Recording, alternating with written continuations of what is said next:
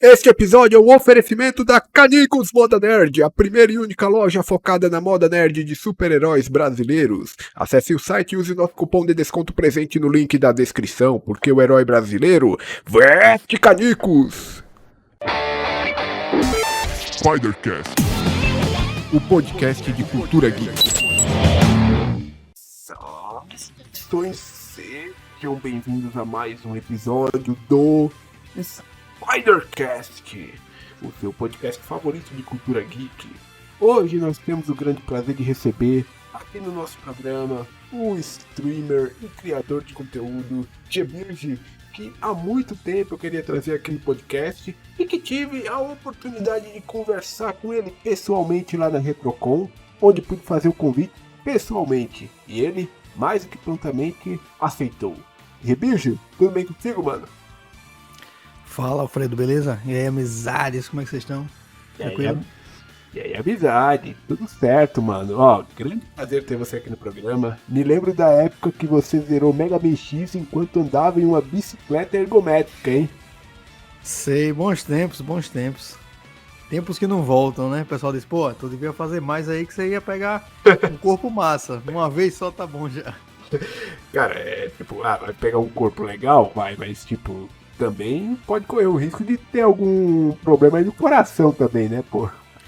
No coração, nos cotovelos também, que como eu tenho que apoiar por cima pra segurar o controle, aí ficou uma semana com o cotovelo lascado. Nossa, eu imagino. E hoje você também vai explicar pra nós por que Shakan é um jogo, cara. Shakan é o melhor jogo de todos os tempos. Inclusive na Retrocon, cacei ele, não achei nenhum. Porque é muito requisitado, né? Você vê FIFA e PES tava cheio, mas Shakan não tinha nenhum. Cara, se tivesse, É os melhores jogos. se tivesse uma cópia de Shakan por lá, eu acho que o negócio não ia estar muito barato não, viu? Eu acho. Eu acho que ia ter um stand só pra essa cópia. Pra ela ficar lá, exposta. Você comprou algum jogo lá da Retrocon? Cara, não. É porque na verdade não sou colecionador, assim. Eu gosto de jogar, mas eu jogo mais por emulador, ou jogos na Steam mesmo, pelo PC. Mas assim, quem era colecionador lá deve ter feito a festa, porque tinha de tudo que é console, desde os bem mais antigos, alguns até mais pra admirar, né? Sim.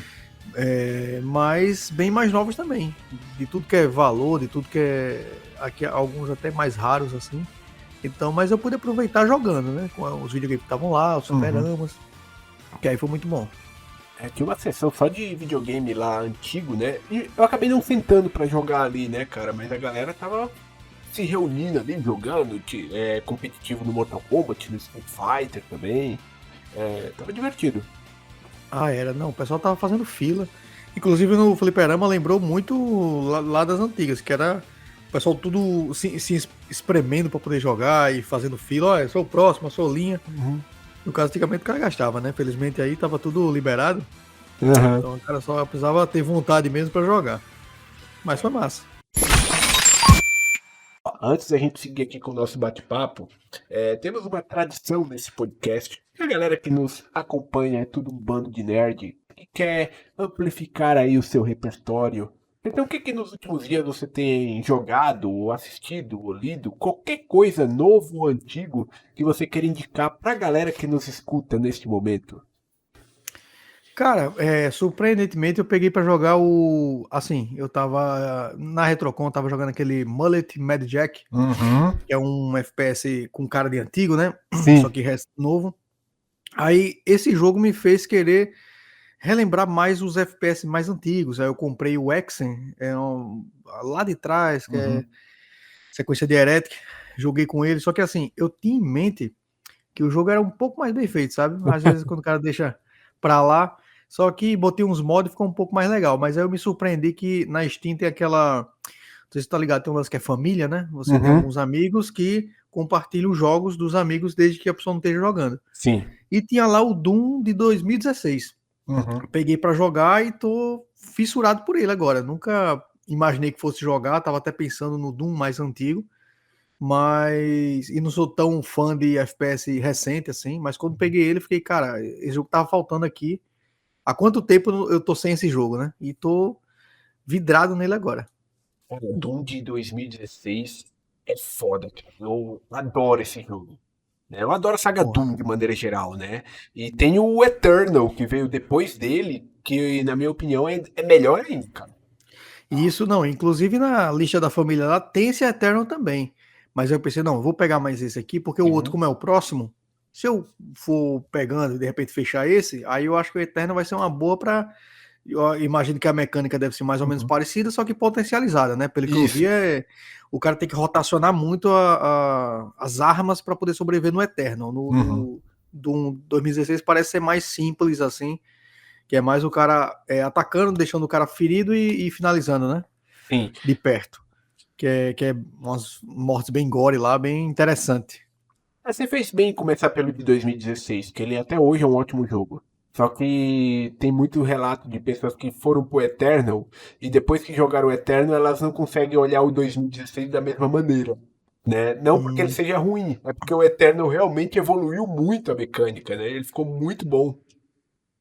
não, esse é o meu receio também, porque às vezes posso não aproveitar tanto esse, Uhum, já que o outro é como se fosse um passo para frente, mas eu quero aproveitar um pouco mais, já assim, conhecer melhor, até para ver o que é que ele evoluiu, porque às vezes se eu pegar só o Eternal, possa já fantástico, né? Mas aí uhum. não vou ver os passos que ele se prosseguiu antes, né? Que eu acho interessante que tem muita referência, não só ao próprio Doom, mas uns secretos que são colecionáveis daqueles, Sim. os bonequinhos do Doom, ou você destrava uma sala que parece aquela do Doom lá das antigas, Uhum. então, com os mesmos sons, inclusive. Então, isso é interessante para relembrar também, né, o passado. Às vezes tem segredo que é chato de pegar. Porque eu tô acostumado de alguns jogos recentes de estar o item brilhando na tela, que você já sabe, não, aquilo eu posso pegar. No Doom você tem que caçar um pouco mais. Quem fez esses Dooms mais modernos, né? Eles pegaram muito a referência dos jogos clássicos. Então, você sente que está jogando algo novo, só que ao mesmo tempo você sente que está jogando naquela pegada das antigas. Por falar nos antigos, você jogou dos clássicos, o 1 e o 2? Já. O primeiro, eu joguei a primeira experiência que eu lembro dele, foi no colégio uma vez, um evento, não lembro o que era, mas um evento que o colégio estava fazendo as atividades e tal, e um amigo meu disse, tem um jogo muito massa aqui, na biblioteca lá. Quando eu fui, ele de alguma forma conseguiu o Doom, só que eu nunca tinha visto, e a gente também não sabia jogar direito, Uhum. então um ficou apertando o tiro e o outro ficou se mexendo, só que a gente morria muito, só que ficava impressionado com não só os monstros, né, mas a cara do personagem se mutilando conforme a gente Uhum. ia apanhando, né? Isso pra mim marcou muito. E depois eu joguei um pouco o Doom 2, só que o Doom 2 eu nunca passei da segunda fase. Passei da primeira, mas a segunda eu não consegui entender, parece que tinha um... Porque o Doom ele não pula, né? Não. Só que tem partes que você tem que correr rápido para ele cair Uhum. na plataforma um pouquinho abaixo. E alguns lances eu não conseguia, terminei ficando travado. Só que aí depois de mais velho, eu pensando, cara, vou pegar esses jogos que eu jogava antigamente, né? Só que aí eu comecei a ficar tonto com Wolfenstein, Doom também, comecei a ficar meio nauseado, sabe? Eu fiquei um pouco triste porque não pude aproveitar tanto. Com o Exen que eu peguei recente, e é nessa fórmula de Doom também, eu não fiquei nauseado, aí eu fiquei, rapaz, eu acho que foi a forma que eu joguei. Porque o Wolfenstein, ele não é feito pro cara jogar no. O Wolfenstein 3D, né? Aquele antigão. Não é Uhum. feito pro cara jogar no mouse. Só que aí eu lembro que na época eu configurei no mouse. Então, se você Uhum. pegar o mouse e arrastar para frente, ele vai para frente muito rápido, sabe? Uhum. Então, eu acho que essa aceleração muito rápida ali na tela me deixou nauseado, e aí talvez por isso eu tenha achado que tinha algum problema com isso. Talvez. Mas um dia eu vou ver se eu volto com o Doom, que até vendo uns vídeos do pessoal jogando, o primeiro Doom mesmo ele sendo bem antigo e um dos primeiros, ele é frenético mesmo assim. Uhum. Porque às vezes o cara pensa, não, vai ser lento, mas não, você tem que estar rotacionando as armas também e se escondendo, porque às vezes não basta apenas desviar do poder do inimigo, né? Tem inimigo que tudo que é lado, e o Doom gosta muito de spawnar inimigo do nada, assim. Não é só você chegou na sala tem inimigo, não. Agora é o momento que vai ter um monte. Inclusive eu vi bastante nesse Doom de 2016. Chegou o momento, pronto, aí spawna até você cansar, né? Então o cara tem que estar ligado. Inclusive o de 2016 eu comecei achando que era um FPS um pouco mais lento. Aí eu fui normal, assim, quando começou a aparecer aqueles bichos lá, que é ter bola de fogo, os primeiros mesmo. Uhum. Ele deu um dano em mim que eu já tava com 30% de life. Eu já comecei a me assustar e mexer mais rápido, porque senão não ia dar certo. Aí foi um bom incentivo para me mexer, né? Não, esse de 2016 ele foi feito para ser mais rápido, para ser na pegada dos clássicos. Porque Isso. antes deles teve o Doom 3, né? E o Doom 3 Sim. ele foi um jogo mais lento, né? Ele era um jogo mais survival Isso. horror e tudo mais, e a galera Exato, não curtiu exato. tanto.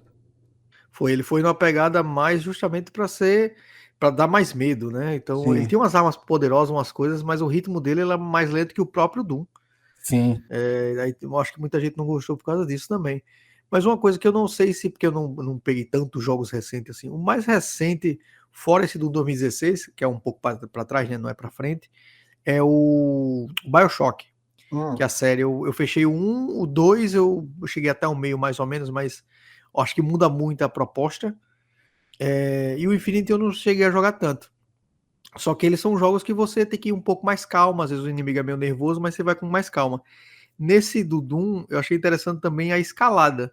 Que eu nunca tinha visto um jogo de FPS que você escala, né? Que ele Sim. pula, só que se tiver não conseguir subir, ele bota a mão e Uhum. vai para cima, por cima, né?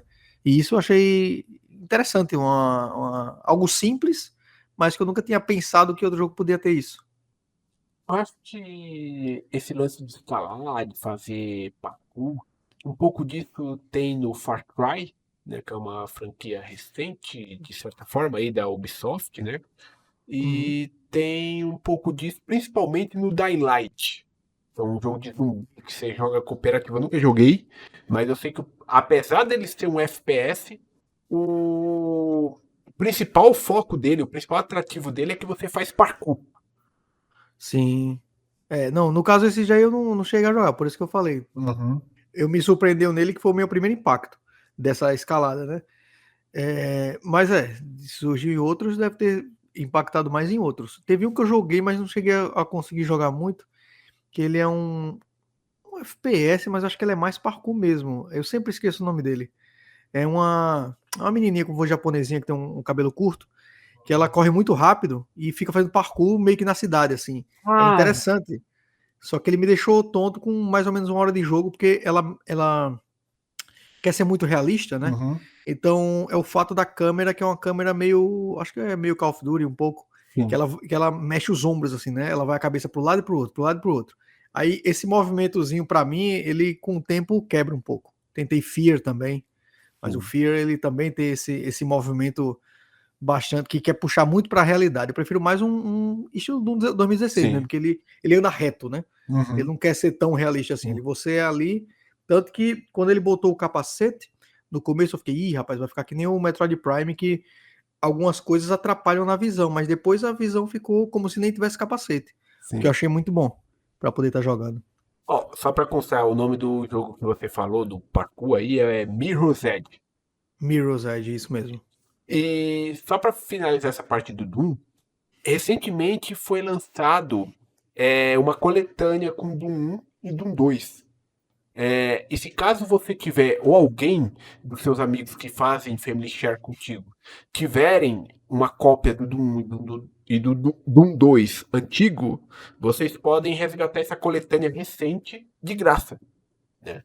E, Interessante. e uma coisa legal, ela já vem com suporte aos mods da comunidade. Você simplesmente abre o menu, já tem todos os mods lá para você instalar, caso você queira jogar com os mods.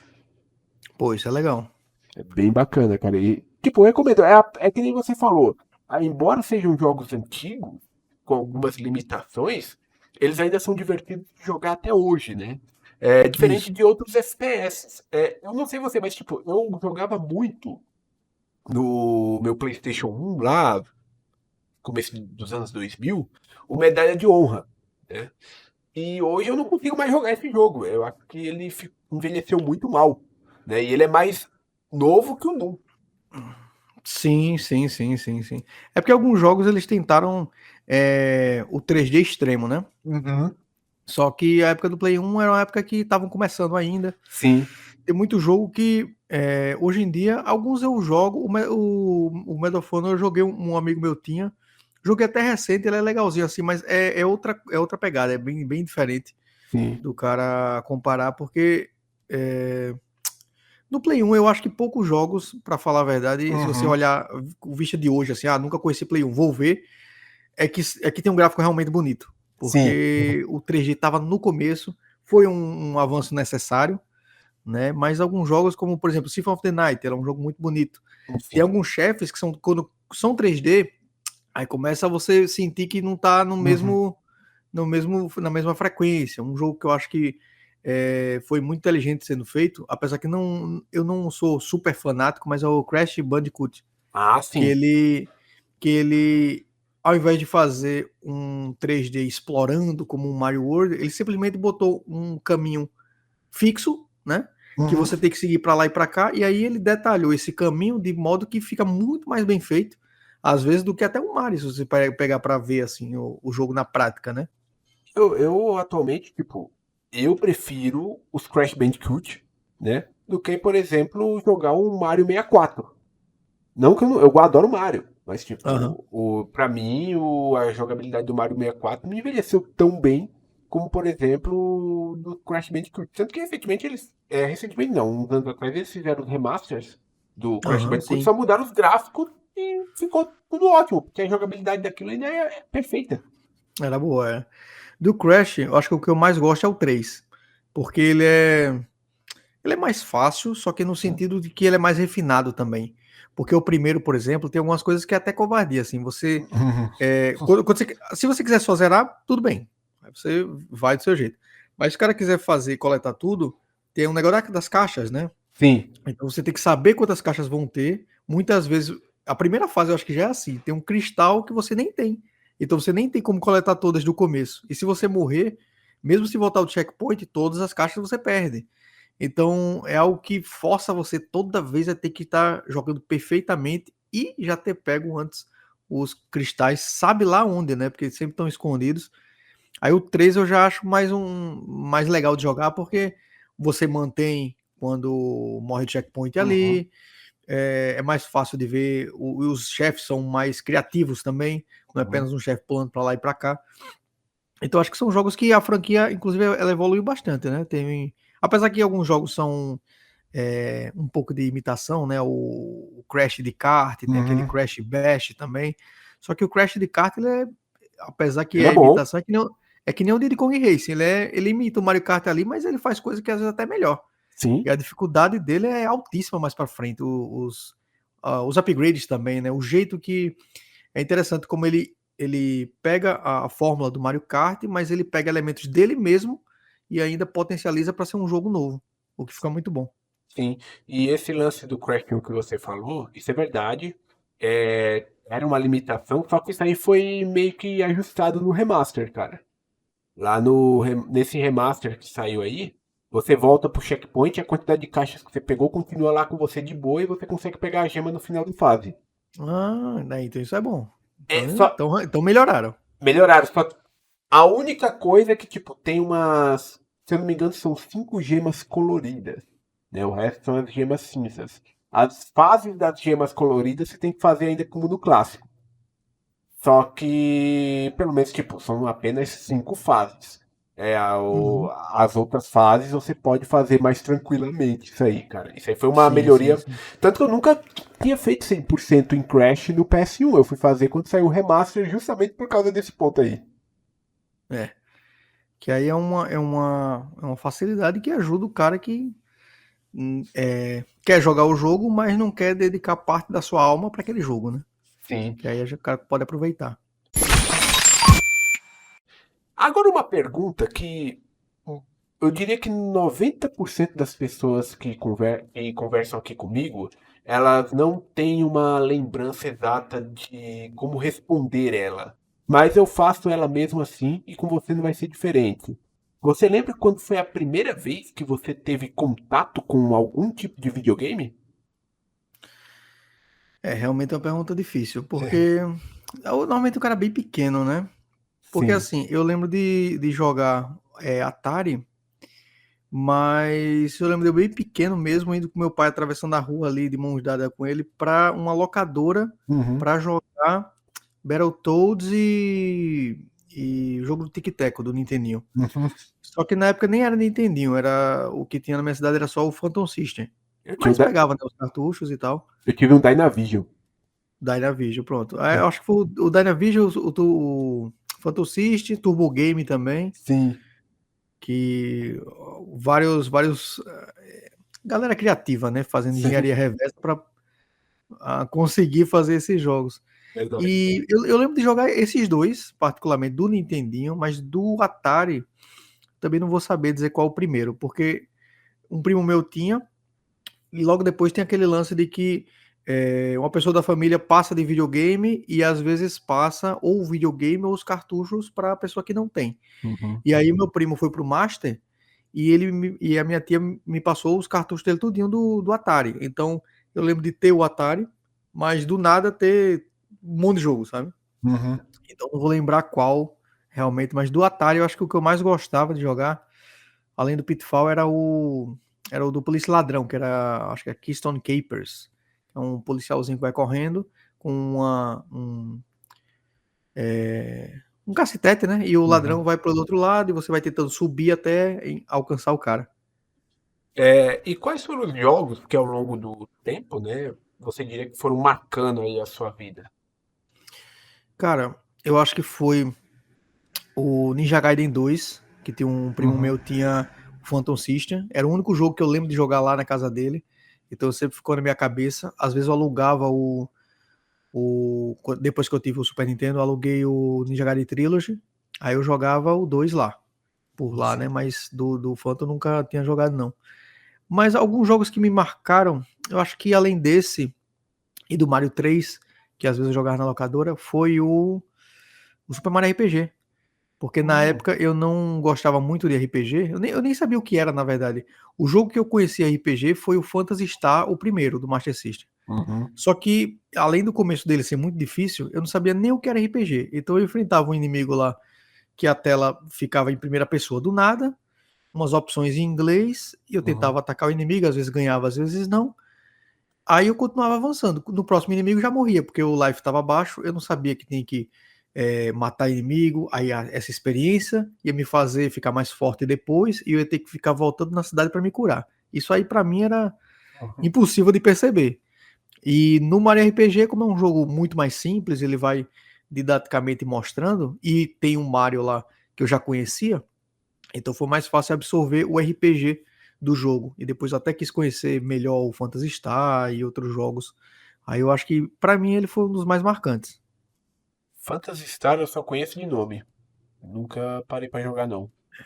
Ele é bonzinho assim, só que o primeiro ele tem esse lance de que quando você entra na batalha fica em primeira pessoa, tipo os Dragon Uhum. Quest mais antigos. E isso eu tenho um preconceito muito grande, porque eu queria Uhum. ver o personagem que eu tava jogando, eu não queria ver um nome dele, como no Final Fantasy. Final Fantasy você já vê o personagem ali. Então no Dragon Quest foi a partir do 8, na verdade, que começou a aparecer o personagem junto.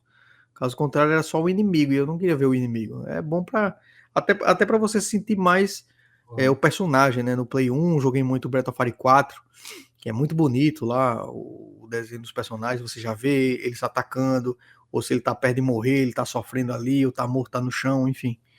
São coisas que, para mim, no RPG fazia mais diferença antes. Hoje em dia eu até jogo se for primeira pessoa. Nós estávamos conversando no começo do podcast, né, sobre jogos de Play 1, o quanto boa parte daqueles jogos envelheceram mal, né? Mas se a gente fosse pegar, tipo, os que envelheceram bem, eu diria que a grande maioria deles eram os RPGs que tinha naquela época, né? Tinha muito RPG Sim, bom. verdade, verdade. Muito RPG bom, com história interessante e às vezes uma mecânica bem diferente. Tem uns que você olha assim, você não dá nem pra dizer que são RPGs parecidos, assim. Uhum. O próprio Battlefield 4 com Legend of Legaia é um outro jogo bom, mas muito diferente. Os Final Fantasies também. Então, aí já pega aqueles Tactics, né? O Final Fantasy Tactics. Sim, bom demais.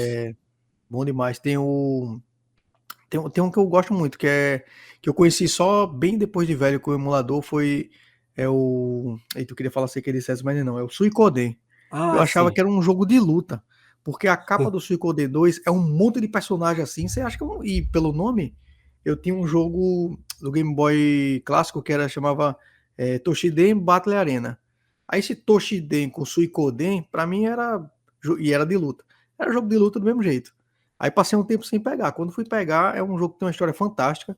E tanto esse quanto o Breath of Fire 4 e o Xenogears também, eles aproveitam de ser jogos que o personagem é em 2D. Então eles aproveitam, acho que o melhor do PlayStation. Que Sim. fica um gráfico muito bonito, com aquele pixel art lá Uhum. belíssima, e as histórias deles são muito interessantes também. Que aí você vai se aprofundando em mundos diferentes, que hoje em dia tem até tradução acho que do Suicoden 1 e 2 saiu tradução já em português, que deixa mais acessível pra gente conhecer.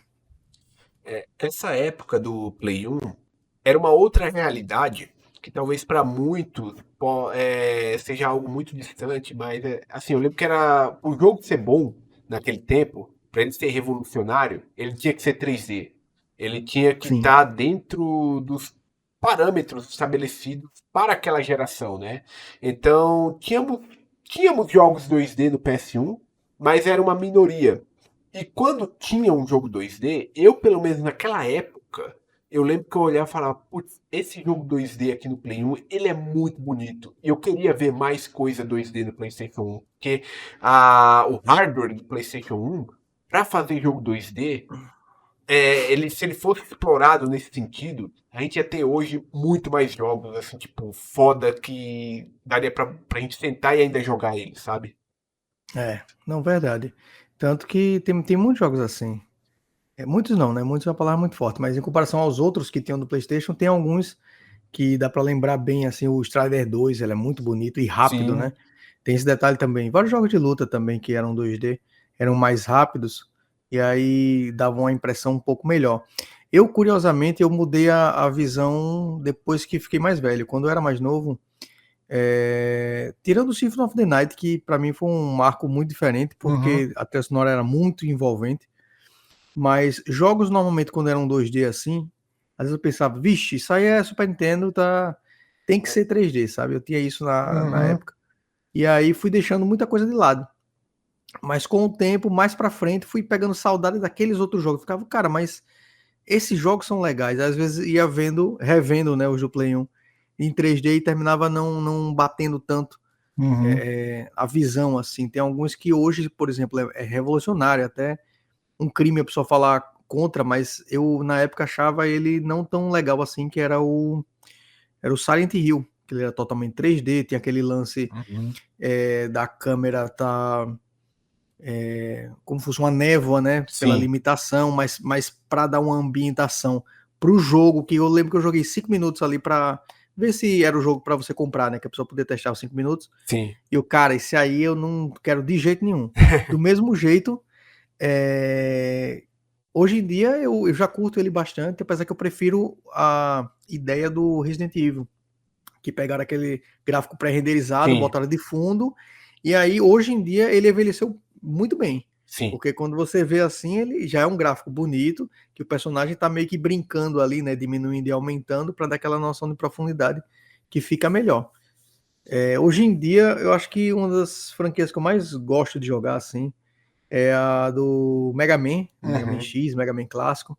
Só que foi engraçado que eu nunca tinha jogado o Mega Man, aqueles de Nintendinho, né? Eu conheci pelo Sim. Mega Man 7 e o Mega Man X, foram os dois que eu comecei. Ah, legal. Só que no Play 1 tinham vários jogos que às vezes lançava lá na semana no Uhum. lugar que eu ia comprar, e aí ia testar. E tem um Mega Man, eu acho que era Mega Man 2, ou um era 2. Eu disse, cara, que legal. Do PlayStation, né? Aham. Aí eu, pô, vai ser fantástico. Quando eu botei aquele gráfico ali, eu disse, cara, isso aqui é uma nojeira. Eu não. Eu peguei assim pra jogar, eu disse, como é que os caras lançam um negócio desse no PlayStation? Aí passei muito tempo, mesmo depois com o emulador de Nintendo, quando eu vi, eu disse, vixe, era essa coisa que eu jogava. E deixei pra lá. Muito tempo depois, peguei, e a jogabilidade realmente é boa, é refinada ali. Uhum. Me ajudou a aprender a gostar, mas o gráfico ali, ele me assustou muito no começo, na época do Play 1, porque não estava acostumado com ele, e o Mega Man que eu lembrava, ou era o X ou era o 7, que é graficamente superior, né? Uhum. Cara, aconteceu a mesma coisa comigo. Você tá contando aí, eu tô lembrando. Porque eu também comecei com o Mega Man X no Super Nintendo. né? Só que eu não tive acesso na época que eu tinha o Super Nintendo ao Mega Man 7. E também Uhum. não tive acesso aos outros Mega Man X, o X2 e o X3. Pra você ter uma ideia, o X3 eu fui conhecer ele no PlayStation 1. Né? Tinha Sei. acho que você deve ter visto em algum momento aquele CD do Mega Man que tinha 3 Mega Man em um, que era um piratão. Vinha o X4, o Mega Man 8 e o X3. Não sei se você Não, chegou. esse aí eu não peguei, não. Não, Eu era já um peguei algumas coletâneas, mas esse não. então, tinha essa coletânea, tanto que o X3 ele não tinha trilha sonora, porque os caras tiraram a trilha sonora pra poder caber dentro do CD. Um Piratex, Uhum. isso aí, né? Aí, mas assim, eu também aconteceu a mesma coisa. Eu não tinha nunca tinha jogado Mega Man clássico. Aí primeiro eu joguei o Mega Man 8, PS1. Mega Man 8 do Sim, PS1, bonito pra caramba. sim, sim, sim. Aí depois eu vi outros Mega Man, fui lá comprar. Quando eu vi, eu falei, mano, mas por que que os caras fizeram um troço com o Mega Man desse tamanho? O Mega Man, eu chamava o Mega Man pequeno, né? Porque o Mega Man era metade Aham. do que a gente via nos gráficos atuais. E muitos anos depois foi que eu fui entender que era um jogo de Nintendo que estavam sendo relançados pra eles, cara. Sim, sim, sim. Que inclusive acho que é o Complete Works, que eu fui descobrir recente que a versão do Play 1 e depois uma coletânea que teve pro Play 2, tem uma opção para você jogar o modo clássico do Nintendinho, mas tem uma outra opção que você joga que ele não tem o slowdown que tem no Nintendinho. Ele tira o slowdown todinho e bota algumas melhorias. Que é interessante que até hoje a Capcom não reaproveita isso. Ela pega só o de Nintendinho mesmo, Verdade. para fazer Isso. o Legacy. Mas eu achei interessante que tu falou essas coletâneas de jogos de Play 1. A galera era muito criativa. Esse eu não Uhum. conhecia desses do Mega Man. Eu Sim, tinha o de KOF, que era o King of Fight 96, 97, 98. Aí o 96 ele travava em muita parte, que eu acho que era justamente porque caparam a parte dele. O sim, 97, eu acho que tinha um problema ou outro na galeria e o 98. Só que os dois ele era legal que você ia zerando, ia destravando a arte do desenho, né? Que sim. os caras faziam, e aí você ia incentivando a jogar. Outro que eu tinha de trilogia também, eu acho que talvez você deve ter tido, que esse daí muita gente teve, que era o de Dragon Ball. Esse eu tive Que também. era, chamava Dragon Ball Trilogy, eu chamava, né? Sim, Que era o Legends, o Ultimate Battle 22 e o Final Bout. sim. Que desse aí eu gostava de jogar só o Legends, cara, porque no PlayStation 1, eu tive, na verdade, antes do Play 1, eu tive um 64. Aí foi passando tempo, lá pra 2000 mais ou menos, que eu tive o Play 1. Não era o Play 1 de verdade, era aquele Play 1, que é o Sei, branquinho, né? o pequenininho, o modelo bem. Pequenininho, isso. Pronto, foi esse que era o que o pessoal vendia na época. E um amigo meu falava tanto do PlayStation, Symphony of the Night e tal, Legend of Legaia, Legend of Dragon. Aí eu terminei comprando. E também porque ele falava que os CDs eram baratinhos, aí dava pra explorar um pouco mais.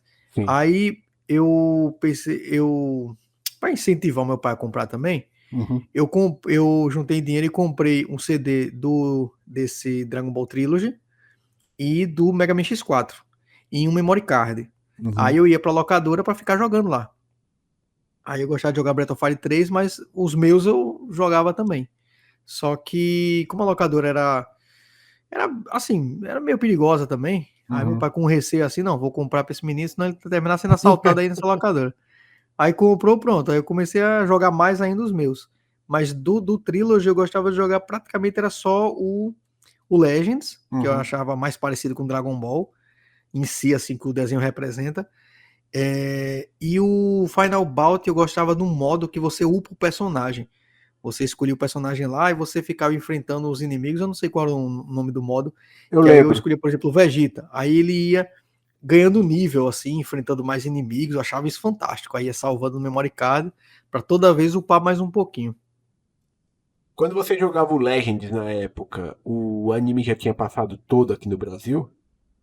O Legends, eu. Não, não, todo não, todo não.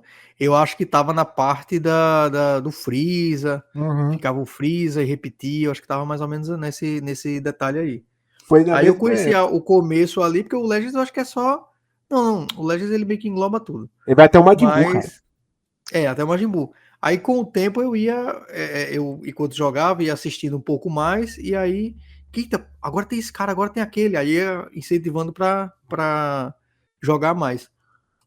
Eu, Mas o na Final época. Bout eu não sabia, não conhecia o GT assim. Sim. Eu achava diferente, mas não sabia que era o. Porque que tinha o Goku pequeno, essas coisas. Eu não sei bem a história do. Inclusive, eu acho que eu, na época, acreditava que era uma homenagem ao Goku pequeno da saga clássica. Eu não imaginava que era o Goku que tinha uma série que ele ficou grande, que Uhum. ele era grande e ficou pequeno, né? Eu acho que na época, porque eu não sei bem a história de desenvolvimento desse jogo, mas esse jogo ele parece que veio antes do anime do GT. Porque se você parar pra prestar atenção até no design de alguns personagens, por exemplo, o Vegeta que tem nesse jogo não é o mesmo Vegeta que tem no desenho do GT. É outro, é o Vegeta da saga do Majin Buu, Hum, é né? verdade. E alguns outros inimigos também que aparecem lá, tipo Majin Buu. Majin Buu, principalmente o Kid Buu, né? Ele não aparece no GT. Então, eu acho que esse jogo ele veio um pouco antes do anime, talvez quando o anime tava ali sendo concebido, ou então tava em ideias, aí lançaram o jogo. Eu não sei, mas ele não é um jogo totalmente fiel ao anime, né, do GT. Enfim, Eu acho que os caras pegaram. Eu realmente não sei como é que foi feito, mas eu acho. Como o mangá sempre saía antes e às vezes ia saindo aos poucos, né? Eu acho que pode ter pego uns pedaços. Ou então fizeram uma salada, né? sim, Porque, por exemplo, o Vegeta, ele realmente ele não parecia ser do GT. Assim como o Cell tinha lá, né? O Cell sim. não, nem o Freeza. Mas. E o Goku tem várias formas também, né? O Goku que Uhum. tem ele com a roupa laranja no GT, eu acho que ele nem usa roupa laranja, é só aquela Não, azul diferente ali. Mas achei, assim, em compensação também não tem tantos personagens, porque não tem o Ubi, não tem o Baby, né? Apesar que você vê o Vegeta transformado em macaco, sim. o do Baby, né? Daquele É, negócio. Mas o Baby, o Baby Vegeta, no caso, eu falo, não tem não tem. pra Os, você coisar. os dragões não tem, o Super Os 17 não dragões não tem. tem, mas o Goku Super Saiyajin 4 tem. Então, eu acho que foram pegando algumas partes ali, tanto que aquela abertura, o cara que não conhece vai achar que tem até um filme ou um Uhum. anime que tem aquilo. Aquela abertura é fantástica, né? Os caras lutando ali de maneiras que nunca aconteceu deles estarem lutando. Aquela abertura é a melhor parte do jogo. Inclusive até o cantor Ricardo Cruz, eu não sei se você conhece, né?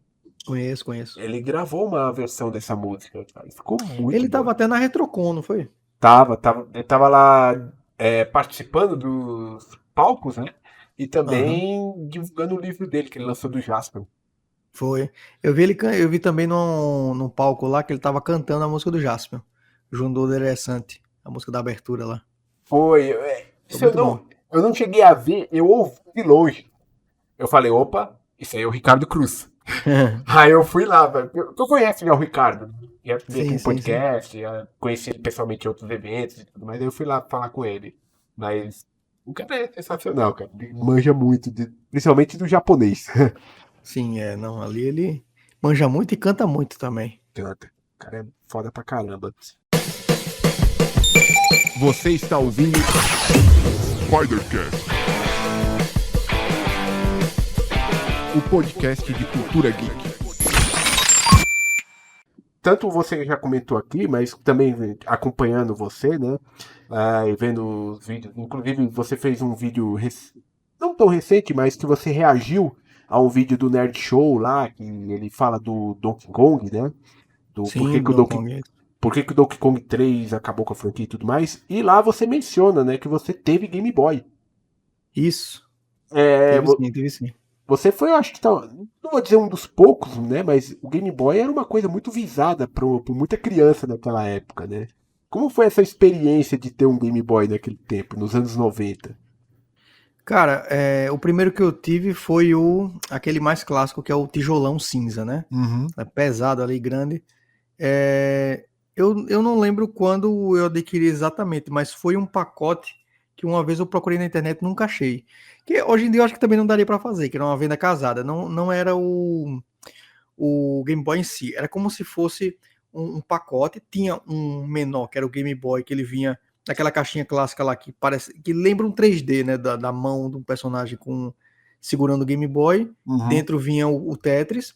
Só que nessa caixa, que era montada feitinha assim, como fosse para parecer algo de coleção, tinham dois jogos que vinham Uhum. nele, era o Crush Fan House e o Fórmula 1.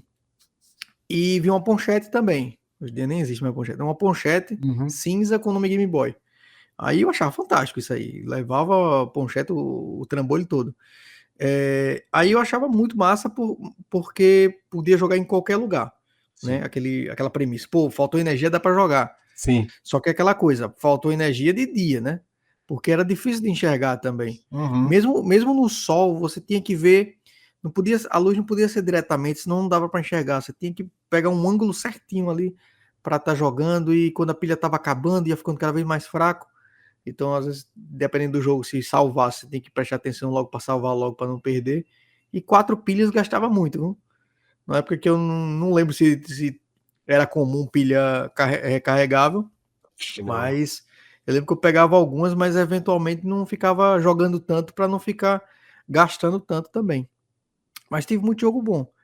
Teve esses três aí, mas tive o do. Porque eu até falei nesse vídeo do Renato, que é o. Tive o Donkey Kong. Era o Uhum. Donkey Kong.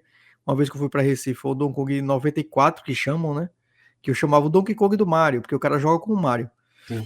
Que é até referência ao do arcade, que as primeiras 4 fases, eu acho, são as do arcade, só que remodelada. E as seguintes vira praticamente um novo jogo, com fasezinhas como se fosse fases separadas, assim, tipo Mario World, que você entra na fase, passa dela e vai outra. Só que eram telas menores e o Mario tinha um sistema de pulos, por assim dizer, que eu acho que depois só foi feito praticamente no Mario 64. Que se você fosse correndo e pulasse 2 vezes, ele pulava mais alto. Sim. Se você corresse para um lado e virasse para o outro e pulasse, ele fazia um salto triplo para trás, sabe? Então era um parkour que o Mario tinha que você tinha que fazer em certas partes para poder avançar.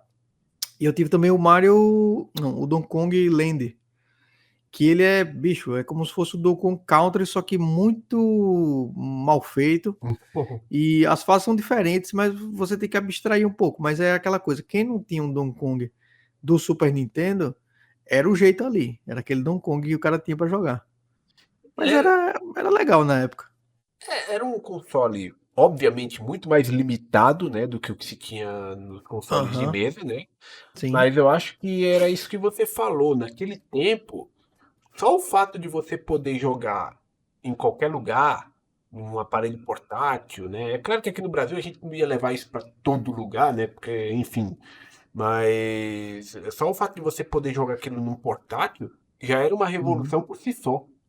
Era, não, isso é verdade. Às vezes até não levar pra escola, alguma coisa assim, o cara às vezes ainda dava pra arriscar levar. Mas uma coisa que eu acho que era que esse Game Boy era inclusive a limitação dele, ele era inferior ao próprio Nintendinho. Porque o cara pensa, pô, 8 bits é igual, mas, cara, Não. não era a mesma coisa. Tem muito jogo que tem nas mesmas plataformas, por exemplo, o próprio Mega Man, meu Deus do céu. O do Uhum. Game Boy, você tem que abstrair bastante. Eu sei que tem gente que gosta, mas ele é muito lento. O personagem tem que ser muito grande para você conseguir enxergar ali. Sim. E eu acho que a salvação desse Game Boy para poder ter os próximos, que eu acho que não ia ter muito, não, foi o Pokémon. Que ele, no Provavelmente. finalzinho da vida dele, os caras meteram um Pokémon ali, aí eu acho que sentiram a sobrevida dele, fizeram o colo e depois tocaram pra frente.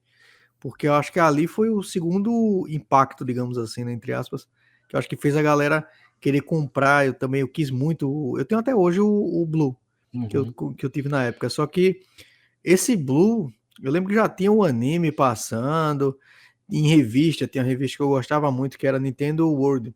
Sei. E eu colecionei até um certo ponto, depois eu parei. Mas ali tinha partes falando de Pokémon, dos jogos, então tinha um detonado lá que eu ficava lendo ele e imaginando como era o jogo, né? Aí Uhum. mais pra frente lá, já acho que 2000 e tanto, que eu encontrei em alguma loja o Blue e comprei, pô, acho que foi um dos que eu mais joguei do Game Boy. Depois eu tive o Color também, aí eu ficava transitando entre um e outro, quando às vezes a bateria tava, a pilha tava um Uhum. pouco mais fraca, eu botava no Color, que o Color era 2 pilhas só. Aham. Aí ele conseguia render um pouco mais. E esse lance que você falou até da tela, né, da dificuldade de enxergar, né? Isso aí foi uma coisa que foi até o Game Boy Advance. Os primeiros modelos do Game Boy Advance, Isso. eles também tinham esse problema, essa telinha bem fraquinha. Eu acho que o Game Boy Advance eles já vendiam na época um acessório que era uma luz. Você encaixava no Game Boy, ele iluminava a tela, um negócio assim. Esse foi um problema que surgiu durante muito tempo. E, inclusive no Game Boy clássico, o pessoal alguém lançou aí o Game Boy Light, Sim. que eu não sei como é que era a luz dele em si, mas no GBA também não tinha. Eu ficava, caramba, é um problema recorrente, né? Mas o pessoal não tá muito se importando. Mais pra frente, eu saudosista assim de alguns jogos do Game Boy, e eu tinha muitos jogos do Game Boy. Eu queria jogar ele, só que a minha tela tinha. Ela queimou de algum jeito a tela dos Game Boy aí, não sei como, mas ficou meio colada lá, estranha. Talvez por Aí eu falta de uso. Provavelmente. Aí eu quis comprar um Game Boy que tivesse luz. Aí eu sabia que o Nintendo DS funcionava com jogos de Game Boy GBA, né? Só que a maioria que eu tinha era do Game Boy clássico, ou Uhum. Color.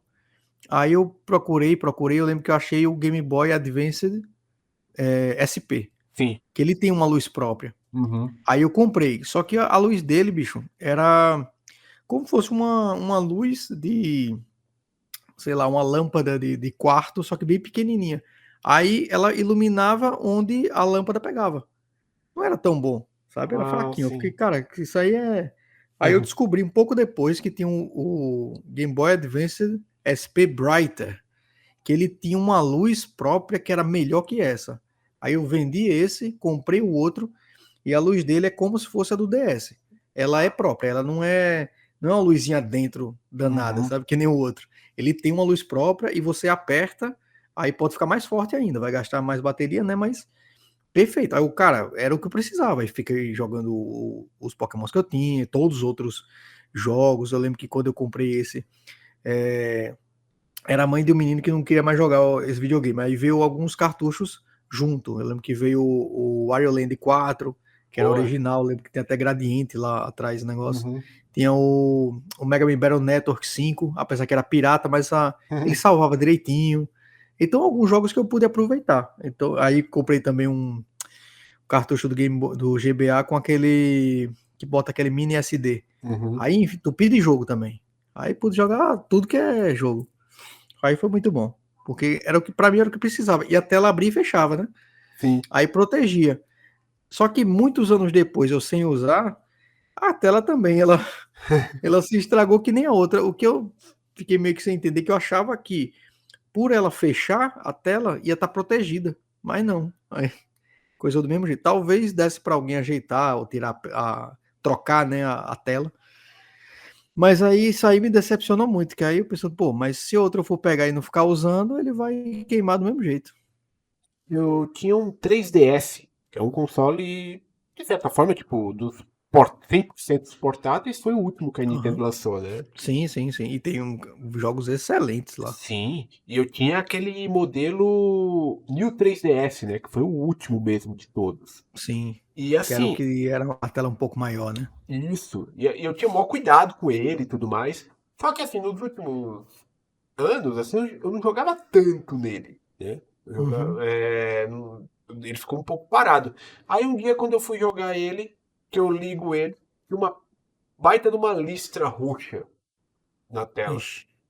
Aí eu desanimei, cara. Você fica com desgosto assim, aí eu. É, Putz. quando chega finalmente a hora da vontade do cara relembrar, dá uma dessa. Aí é chato mesmo. Aí eu vendi ele. Aí eu vendi ele, passei pra frente. Ano passado eu comprei esses portáteis da Ambernic, né? Que tem sido bastante comentado nos tempos, né? E roda um Aham. monte de coisa. E aí eu fui jogar uns jogos que eu nunca tinha jogado antes. Dois deles, que inclusive eu nunca tinha jogado e que eu gostei bastante, foi aqueles Mega Man Extreme. Sim, sei, do Game Boy Color. Sim, cara, achei bem legal. Os dois jogos assim, eu achei bem bacanas. Dadas as suas limitações, mas eu achei bem divertido Sim. de jogar eles. Não, verdade. Eu acho que no Game Boy Color o pessoal também já estava com a tecnologia melhor para fazer jogos melhores. Porque se comparar que o Color, a diferença principal é que ela era colorido, né? Uhum. Mas se comparar com o Mega Man do Game Boy clássico, você fica, cara, é impossível fazer um jogo como o Mega Man Extreme. Sim. Porque a velocidade que ele fazia, o dash e tal, eu, muito pra trás, eu achava que era apenas um porte do Mega Man X. Só que, na verdade, ele mistura as coisas do X1 com o X2 e cria uma nova história. Sim. E, dadas as limitações dele, ele soube explorar muito bem as partes. Porque como é menorzinho, né? Muita fase tem vários checkpoints. Aí cada checkpoint carrega uma nova parte da fase, justamente para não dar esses problemas assim da fase ser muito longa e slowdown, essas coisas. Então realmente são jogos muito bons, que eu nem não tenho nem ideia de o que é que a galera teve que fazer para contornar o hardware do Game Boy. Ah, cara, o pessoal é muito criativo, principalmente para lidar com limitações. Você vê hoje em dia, né? O que a galera às vezes faz, tipo, para lançar jogo ainda para videogames antigos, né? Uhum. Tem um jogo que é aquele 99 Vidas, né? É um Sei. jogo Eu ouvi indie. falar isso, eu não joguei não, mas eu ouvi falar. Eu também não joguei ele ainda não, mas eu escuto o pessoal falar bem dele. E quem faz Uhum. ele é o pessoal da Killbyte. E Killbyte. ano passado, eu conversando com eles na Brasil Game Show, os caras estão portando esse jogo, não sei se portaram ainda, mas eles, pelo menos naquela época, eles estavam portando para o Mega Drive. Legal. E aí você para e pensa, porra, mas o Mega Drive, cara, como é que os caras conseguem fazer isso? E eles conseguem. Doideira, doideira. É doideira. Acho que recentemente os caras fizeram do. Acho que foi o. Não sei se foi o Fatal Fury. Do Neo Geo, os caras meteram no Mega Drive. Galera, eu acredito que a limitação é de tudo, assim. Uhum. É o que transborda a criatividade. Porque Sim. quando, inclusive hoje em dia, termina sendo um problema você com capacidade infinita, né? Você podendo fazer o que você quiser. Faça o jogo que você quiser, com todo o recurso, aí o cara fica sem às vezes saber nem por onde começar. Às vezes termina resultando nos diversos milhares de sandbox, né? Uhum. Os jogos de mundo aberto, vazio demais, sem muita Sim. coisa para fazer. O que antigamente a galera usava a limitação, ou até nesse caso aí, de, pô, 99 vidas, claramente não dá para colocar no Mega Drive. Porque, pelo que eu vi lá, não só a tela é mais esticada, como é feito mais para coisas um pouco mais atuais. Então, deve ter tido que modificar muita coisa para poder colocar lá, mas devem ter feito de um jeito para não ficar deixando a desejar também. Para que a galera consiga jogar, não seja apenas para o cara jogar no Mega Drive e pronto. Que é isso, é legal. Não é à E toa. até hoje o pessoal lança bastante jogo do Mega Drive, né? Surpreendentemente, tem muita gente indo pegando e usando o software do Mega Drive para poder fazer mais jogo. Isso é incrível, cara. Acho isso excelente. E não é à toa que hoje você tem recursos basicamente infinitos para fazer jogos, né? E isso às vezes pode causar uma certa exaustão da galera, principalmente com essas fórmulas de mundo aberto, de sandbox que Uhum. tem por aí. É. E o que se destaca muitas vezes é esses jogos mais indies, só que criativos, como você mesmo mencionou no começo do podcast, o Mullet Mad Jack, que é um Sim. jogo. Eu conversei com os caras lá na RetroCon, né? Até falei pra eles, estou aguardando seu jogo sair pra console. E aí a gente já planejou ali pra pegar uma aqui, pra eu poder fazer uma review e tudo mais, né? Mas Uhum. o jogo ele tá aí aparentemente no top de vendas, perto de Uhum. outros grandes lançamentos aí. E é um jogo extremamente criativo. Sim, sim. Utilizou justamente as partes. Eu estava até falando, é o Alessandro que fez o jogo. Sim, Ele utiliza bastante inclusive, eu vi mecânicas do Doom do 2016. Que eu sim. tava jogando recente, eu fiquei, eita caramba, porque eu não sabia. Que é justamente a finalização lá, que ele pega o cara e né? Pode ter outros Uhum. jogos que tenham também, mas só o fato de estar fazendo ali. Mas o chute lá do Duke Nukem, a arma do Shadow Warrior, essas referências, e o lance de jogo antigo arcade, né? Que você tinha aquele tempo limitado para fazer. E ao Uhum. mesmo tempo, não só puxando para trás, como puxando para frente também. Que é como se o cara estivesse participando de uma live, e nessa live, quanto mais você matar os caras, ou de formas mais criativas, a galera vai dando mais likes, que é a sua vida. Que aí você sobrevive com os likes que você ganha. É doideira. E agora com essa dublagem, né? Que o principal Pô, tá com a voz de Toguro, tá doideira. Toguro, tem o Gilberto Baroli lá também, que é o Gilberto Saga. Baroli. É o chefão, é. A menina que fala com o cara o tempo todo. É a Eu não vou lembrar o Saori. nome dela. Não, não. A Saori é a que a gente vai resgatar, mas a que fala com a gente é a que dublava a Jessie do Pokémon e Ah, dublava a sim. Marin também, do Cavaleiro do Zodíaco, a Marin, a mentora do Seiya, né? Uhum. E aí ela fica o tempo todo falando no pé do ouvido do cara, vamos lá, mate mais gente, não sei o quê. É O, interessante. o Alessandro ele falou que quando ele produziu esse jogo, ele produziu com as vozes desses dubladores na mente. Pô, é. Não, e deu pra prestar atenção mesmo, porque o do Toguro ficou muito bom. Ele pega, inclusive, frases do Yu Hakusho que nem ele falou, né? É Uhum. coisa do Yusuke, rapadura é doce, mas não é mole não, mas ele com aquele tom de voz, né? Sim, Tô na área, se derrubar é pênalti, porra. Toguro falando isso é doideira. E ainda botaram um efeito na voz dele que fica muito parecido com o cara do Duke Nukem, lá no Duke Nukem 3D, que é justamente para dar essa sensação de que um jogo mais antigo, né? Que fica sim. muito bom. Eu acho legal esse movimento dos jogos indies, porque enquanto você tem a indústria AAA indo cada vez mais para uma experiência cinematográfica, por assim dizer, esses jogos indies eles meio que resgataram essa coisa do retrô, né? Para quem cresceu nos anos 90, até mesmo para quem não conhece, mas tipo vai jogar e se diverte, né? Acaba sendo uma saída bem interessante.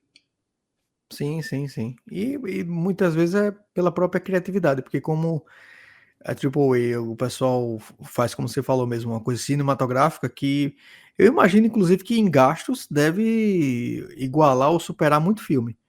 Bem mais. E aí tem que ter e aí o cara tem que ter um retorno pesado, senão é capaz de fechar até o estúdio, né? Mas aí, como o indie não vai ter um negócio desse, o cara tem que se virar com o que tem, né? E aí, justamente a limitação é que dá chance à criatividade. É muito jogo interessante surgindo e diferentes também. Tem alguns. Costumam ser mais um pouco mais Metroidvania, mas mesmo nesse ramo do Metroidvania, tem muitos diferentes entre si. Da própria Sim. Kill Byte tem aquele Mars 2120 também, que é muito bom. Deu uma pegada de 2.5D, que lembra um pouco mais o Metroid. Sim. Mas deu um novo ar para os jogos indie brasileiros também, que é bom que está sempre despontando. Tem vários jogos brasileiros bons aparecendo cada vez mais também, competindo até.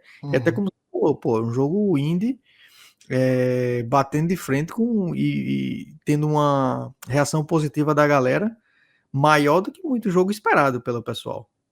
Ano passado a gente teve um Pocket Bravely, Sim, aquele Pocket jogo, Bravery, muito bom, muito bom. aquele joguinho de Que é um de luta. luta, isso, de luta. E que sempre tem atualizações, eu acompanho o pessoal fazendo, tem o Diorrod que ele faz muita atualização do jogo. Sim. E a galera não só é um jogo de luta, como é um jogo de luta focado em competitivo, né? Sim. Pra galera sair brigando e ver melhorias, o que é que pode fazer com combo aqui ou ali, sempre mostrando também ataques novos pra incentivar a galera. Esse é outro que eu tô esperando os caras lançarem pra console. Sim. Não, esse é uma boa. Já o Multimad Jack pode ser bom em console, só que aí eu não sei como é que vai ser no controle. Porque, assim, eu não sou muito de console, eu sou mais De de computador, né? PC, E aí eu não tenho familiaridade nenhuma em jogar FPS de controle. Eu não sei como é que a galera faz. Esse do Mullet deve ser complicado, porque, inclusive, eu nem tive coragem de pegar o do 2016 no controle. Não tive coragem. Mas esse aí, como você tem poucos segundos, você tem que ter uma reação rápida. No controle, eu não sei como é que vai ser. A galera vai ter que dar uma rebolada aí para poder jogar bem, né? Porque no mouse é sempre mais fácil. Por mais que tem gente que joga bem no controle também. Mas no mouse é sempre mais fácil, que você já tá mirando, passou a vida toda mexendo no mouse para clicar nas coisas. Para acertar um headshot é mais fácil. Eu acredito que. Eu sei que é melhor, né, no mouse e no teclado, que você tem Aham. uma precisão maior, mas eu acredito que é muito de costume também. Sabe que eu, tipo, eu nunca consegui me adaptar com mouse e teclado pra jogo, Sim. mesmo, mesmo esses, assim, esses FPS, tudo, sei lá, pra mim sempre teve que ser com joystick, eu fico mais à vontade, sabe? Uhum. Mas, Tem essa vantagem do cara ficar mais largado, né? Na cadeira, assim, porque realmente o mouse e teclado você tem que estar quase com uma posição assim, com os braços abertos para poder sim. tenso, né? Tá jogando. Eu tenho um pouco mais de costume, joguei, assim, FPS eu não cheguei a jogar tantos, mas eu gostava muito de jogar, inclusive, Counter-Strike, em Lan House, ia muito. Uhum. E acho que principalmente para mouse e teclado era MMO, que a maioria era assim. Aí a pessoa tem que ser clicando, né? O Os, próprio Diablo também, os RTS, né? RTS também. Mas Pô, RTS eu nunca manjei muito, nunca fui tão bom, não. Até que jogava um pouco, mas gostava de uns Age of Empires, Age of uhum. Mythology, mas nunca fui tão bom, não. Porque eu costumava jogar só em locadora, ia dizer, só em Lan House, só que você só jogar em Lan House, você não vai ter o tempo para aprender cada coisa, nem a paciência, né? Muitas vezes o cara ia para enfrentar Uhum. os caras que tinha lá. Sim. Então era só o que dava para fazer. Eu joguei pouca coisa também. Eu lembro que eu cheguei a jogar um Age of Empires, bem pouco. Warcraft 3. Eu acho que foi desses aí o que eu mais acabei jogando, mas não que eu necessariamente joguei bem, eu nem cheguei a zerar. Mas eu joguei Warcraft 3, eu lembro que eu gostava, eu achava um jogo bonito também, visualmente, eu achava legal a progressão da história. Mas nunca cheguei nunca foi um estilo que eu me dediquei muito a jogar também. E tipo, no computador também, outro estilo que eu lembro que eu joguei alguns assim foi aqueles point and click Sim, também, eu né? joguei alguns também. Tinha um que era, acho que era como se fosse The Day of the Tentacle, uma coisa assim. Aí tinha o Monkey Island também. Tinha Uhum. um Full que lançaram até um remake, Full Full Throttle. Throttle. Muito bom também. Tinha, inclusive esses jogos, Green Fandango também.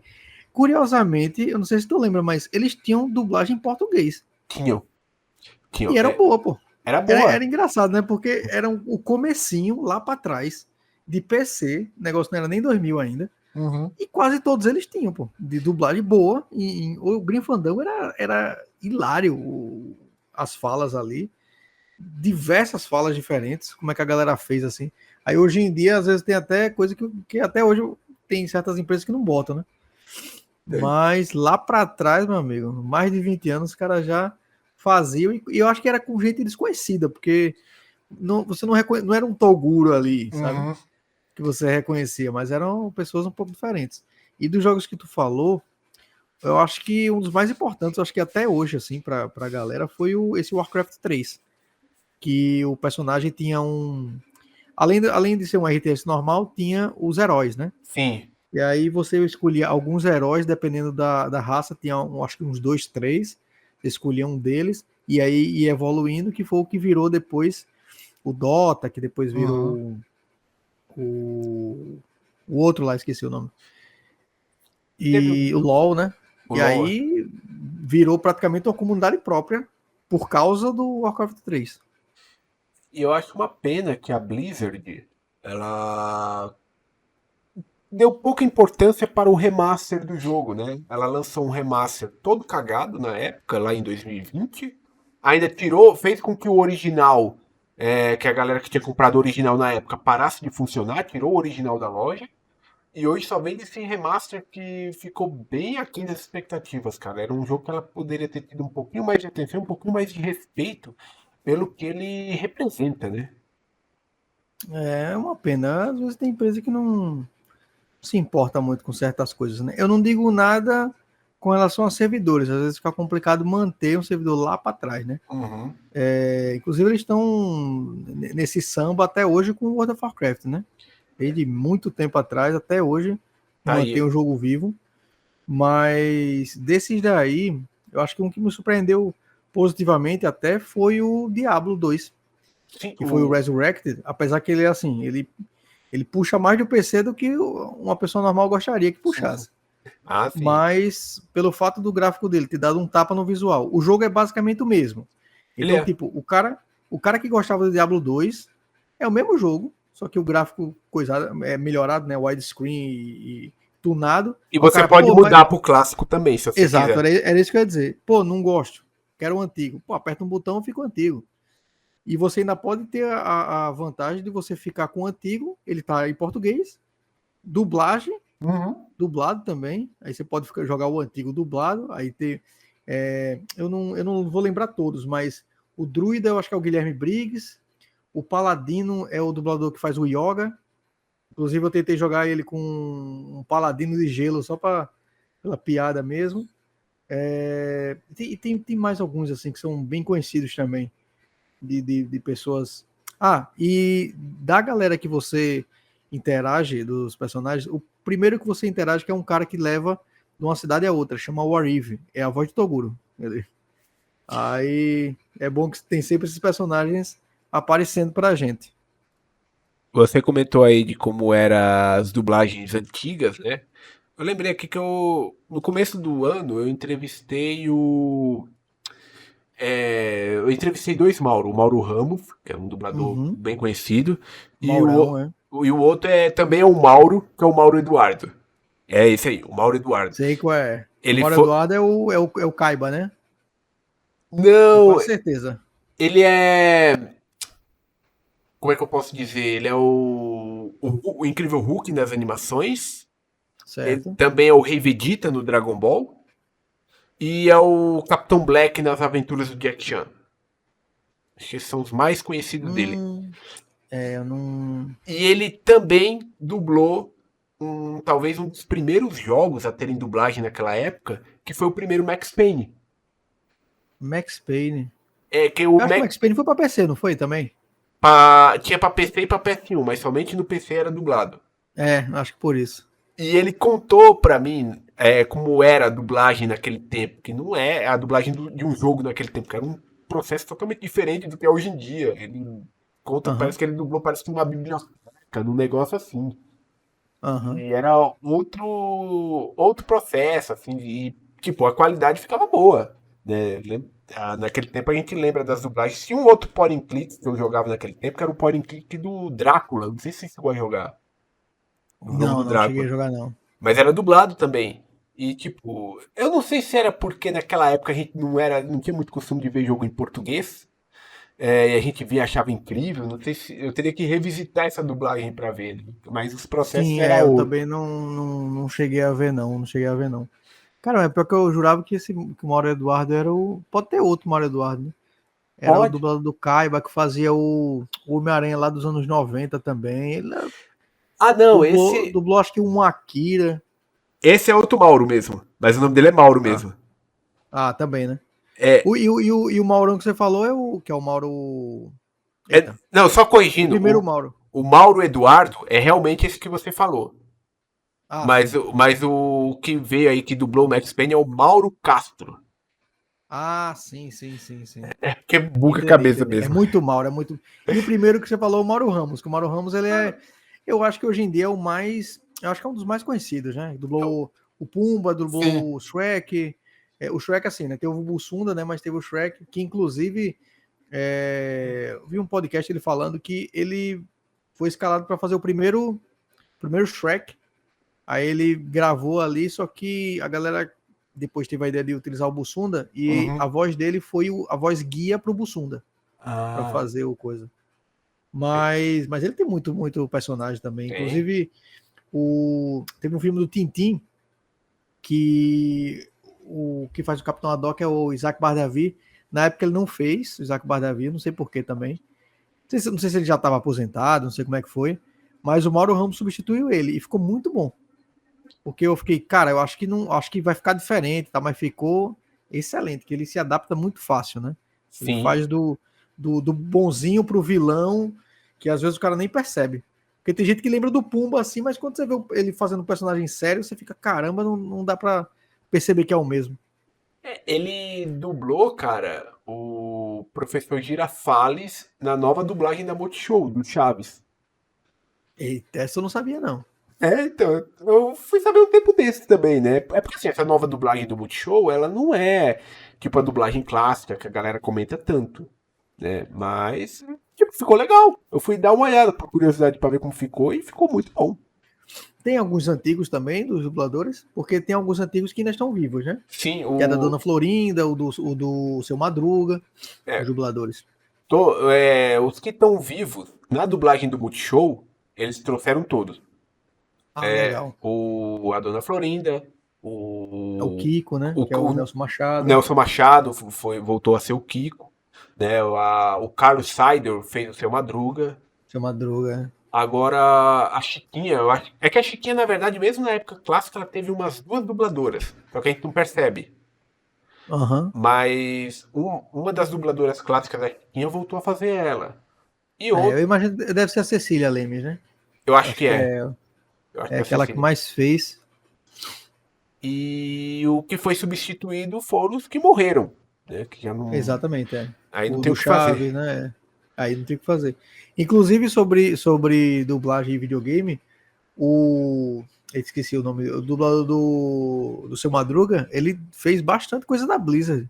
O Fez. Diablo 3, eu acho que ele é um ferreiro. Aí é resenha porque ele fala como se fosse um mercador malandro. Aí fica muito mais parecido com o Seu Madruga, sabe? Vem aqui, eu tenho preços bons pra você. Você fica, caramba, o Seu Madruga aqui, tirando onda. Um do É, World of Warcraft também, então ele é bastante. É interessante quando o cara ouve assim, o cara já fica. Cara, é ele, não tem pra onde correr. quando um dublador ele faz um personagem que ele é muito marcante, não tem como. Você escuta, você não vai falar que é o nome do dublador, você vai falar o nome do personagem lá que você conhece. Exatamente, exatamente. E eu acho que ele já deve ser acostumado assim um pouco também. Porque às vezes é mais fácil o cara reconhecer pelo nome do personagem, assim. Por exemplo, os próprios Cavaleiros do Zodíaco, eu acho que é o que eu mais fico em mente, que alguns eu lembro pouco. Por exemplo, eu acho que eu sei de nome o Elcio Sodré, o Gilberto Baroli, né? Eu esqueci o nome do Ceia, que é Baroli também. É o Mas aí, Hermes Baroli. Hermes Baroli, é. Mas aí fica mais em mente. O do Yoga eu já não lembro. Eu É já o, falo Yoga, é o tá Francisco ligado? Bretas. Francisco Bretas, pronto. O Tem o do, do. O do tem o do Shun, Shun. que é o irmão que é o Ulisses Bezerra, né? Que é o irmão Isso. Do Wendel do Bezerra. menino, do Wendel, é. Desses aí, o que eu já até entrevistei aqui no podcast foi o Leonardo Camilo, que é o Ick. O Wiki. Leonardo Camilo é o Wiki. E foi o primeiro Piccolo, né? Foi o primeiro Primeiro Piccolo. Piccolo. Não sei porque. Na época eu devia ter perguntado isso pra ele. Ele gravou tipo uns 5 episódios e depois saiu. Foi, depois saiu, foi. É, Apesar que o outro que faz o Piccolo, eu acho que combina mais. Mas o dele ficou muito bom também. é que é costume também, né, cara? A gente Costume, tudo é costume, tudo é assistiu costume. 200 e tantos episódios com aquele Piccolo, né? A gente não consegue mais imaginar como Exato. seria. Não consegue mais. É a mesma coisa do próprio lance do Wolverine, que no começo lá, o Isaac Bardavi fazia daquele desenho e fez na animação, no live action, só que tinha aquele X-Men Evolution, que era o dublador do Toguro que fazia ele. Só que ficava bom também. Ficava. Que às vezes é o costume do cara. E chamaram Inclusive, ele agora. chamaram ele agora, vários dubladores às vezes compartilham o mesmo personagem, com várias vozes diferentes e termina ficando bem até. Eu lembro do Tom Cruise, que o que fazia a voz dele antigamente era o que dublava o Capitão Planeta. Só que mais recente é o. Eita, para lembrar de nome, é o que faz o narrador do Chris. Do Todo Mundo Odeia o Ah, Chris. eu sei. Ah, Eu sei quem é, porque recentemente ele tá até o lançando um livro. Felipe. Eu esqueci o nome dele. Felipe alguma coisa. Aí ele agora faz o Tom Cruise, que ele fez até no Maverick e tal, e vários outros filmes também. É o Só Felipe que Maia. Felipe Maia, é. Aí a voz dele combina também, tá ligado? Não encaixa no personagem. Fica bom. Sim. Na profissão da dublagem, né? Tipo, uma coisa que eu aprendi ao longo dos anos, conversando com essa galera, é que essas trocas é a coisa mais comum que existe, sabe? E, tipo, Sim, muitas vezes a gente pensa, pô, mas por que será que mudou? A gente pensa que aconteceu alguma coisa e muitas vezes se resume não, é que no dia que foi dublar o cara lá não tava com tempo disponível, aí teve que chamar outro. exato. Ou então, como tem muito São Paulo-Rio, às vezes o estúdio que comprou a série ou o filme foi do Rio e antes foi São Paulo. Então aí tem que mudar mesmo. Inclusive, tem ator real que às vezes eu acho que a voz nem combina com ele. Que no caso é o Adam Sandler. A voz do dublador do brasileiro é mais a cara do Adam Sandler do que o do próprio Adam Sandler. É bizarro até, que a voz dele é meio grave do original, e aquela voz um pouco mais fina que o menino faz, combina mais, né? A gente também, não, pode ser também o costume, né? A gente se acostumou há muito tempo ouvindo ele. Sim, não, pega a voz do Arnold Schwarzenegger original. Sim, é. Parece nem um pouco, é um negócio meio mais fino, assim, sabe? Diferente daquela coisa grossa que tem aquele bem, tipo, hasta la vista, baby. Exato. É. Nada a ver, cara. Inclusive com um sotaque meio ruim que o Arnold Schwarzenegger tem, né? Sim. O Arnold, pra você ter uma ideia, quando ele fez o Conan, que provavelmente foi dos primeiros sucessos dele, deu certo na época porque ele era péssimo pra decorar texto. Uhum. Aí ele, como o Conan tinha pouquíssimas falas, ele conseguiu dar conta. Sim, eu acho que também o pessoal já vendo isso, não vamos botar muitas falas com ele, né? Sim. E aí o que queria dele era o físico ali, demonstrando que sabia bater no povo, né? E cortar a cabeça, aquelas coisas, para demonstrar que eu acho que foi muito bem. E o próprio Exterminador do Futuro não tem muita fala. E as falas que tem já é meio robotizada, então já tá combinando bem ali. Ele não é de falar muito, né? Não é de falar muito, Tem exato. algumas falas ali preparadas. Inclusive ele olha mais que fala, né? Ele dá um olhar assim, Uhum. que é mais do que, eu acho que justamente prepararam ele também. Ele também sabe que não é um cara que vai ganhar o Oscar, né? Sim. Então, pronto, a gente volta até o assunto que a gente estava falando mais cedo, que é a pessoa lidar com as limitações, né? Sim. Ele sabe que até o inglês dele não é tão bom até hoje, né? Da dicção de estar falando. Então ele faz bem na proposta que ele desempenha. Ele conseguiu entregar o que era preciso ali, tanto no Conan Exato, como exato. no Exterminador do Futuro. O robô, Isso. né? Tipo, ficou perfeito daquele jeito. E ótimo. Você está ouvindo Spidercast, o podcast de cultura geek. Cara, até aqui pra gente ir pros momentos finais, né? Tem uma pergunta que eu tenho que fazer pra ti. Porque você tem o seu canal, né? Tanto no YouTube como na Twitch, né? Isso. E eu queria saber como foi que surgiu a ideia, né, de criar um canal. Quando foi que você falou, pô, eu podia fazer um canal? E foi lá e fez. Como surgiu essa ideia? Cara, apesar que eu sempre gostei de videogame, tem uma parte que eu parei de jogar, que foi lá para antes do Play 2. Eu não tive Play 2. Eu parei e comecei a me dedicar mais em música, em tocar guitarra e tal, e comecei a vender as partes dos videogames que eu tinha para comprar acessórios de guitarra, pedais e tal. Só que mais para frente foi voltando aquela nostalgia, aquela vontade, e comecei a participar de fóruns que falavam de videogame antigo. E alguns falavam, acho que era Wall Jogos, que tinha tudo que é jogo, só que daqueles jogos ali, vários eu não tinha familiaridade, eu terminei ficando na parte que tinha retrô. Era só que tinha jogos antigos mesmo, e aí fui conhecendo o pessoal e tal, até que no YouTube fui vendo a galera fazendo as coisas, e vi a galera fazendo às vezes desafio, isso mais gringo, né? Aí comecei a criar um canal de desafio, fazia jogando só. Era como se fosse até onde você pudesse chegar com uma vida. O cara morria e tal. E desafiava a galera, algumas pessoas participaram.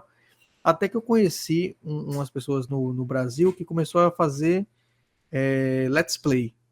Que era o. Eu não sei se você vai conhecer, o Englendower, tem o Swordlange.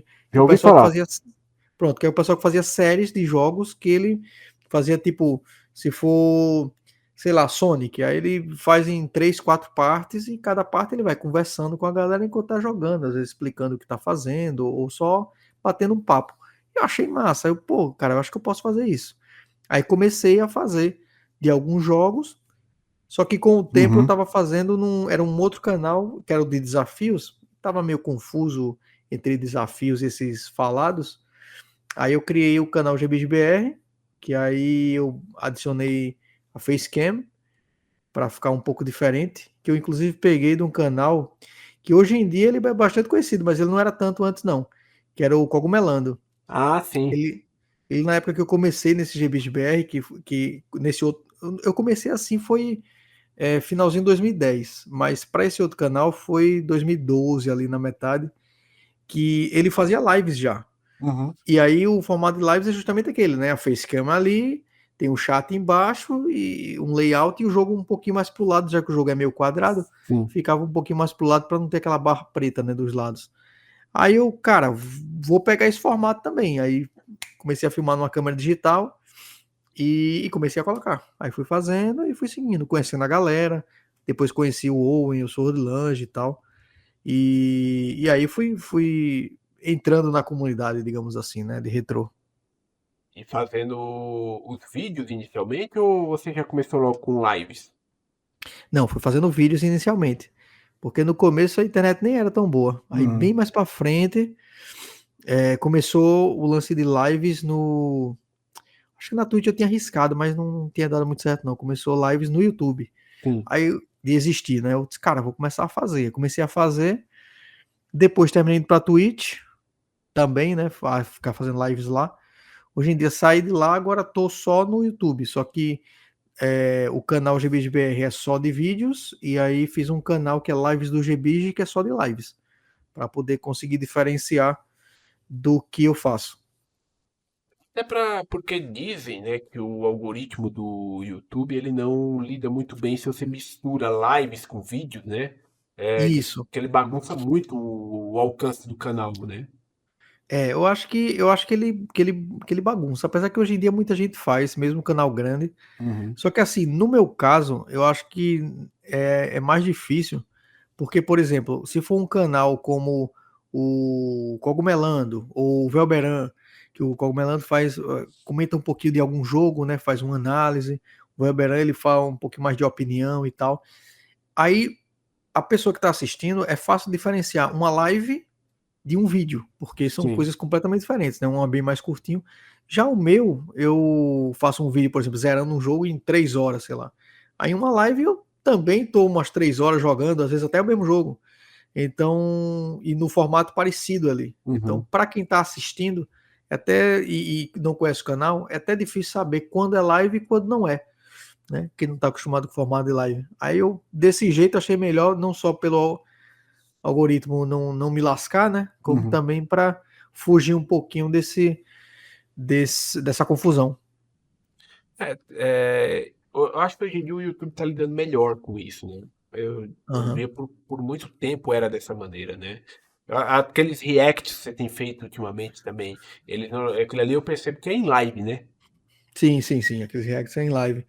Que é o que. Acho que quem começou com isso aí para bombar mesmo foi o Casimiro, né? Sim.